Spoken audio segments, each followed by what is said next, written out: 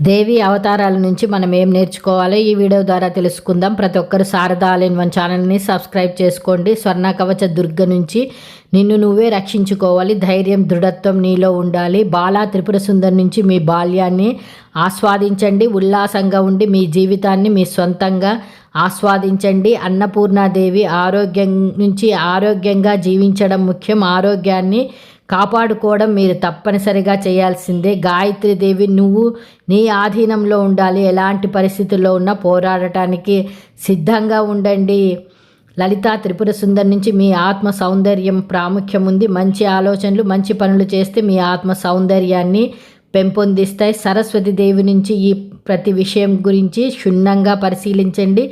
మీరు తెలుసుకున్నది మీ శక్తిని పెంచుతుంది. మహాలక్ష్మీదేవి నుంచి స్వతంత్రంగా ఉండండి.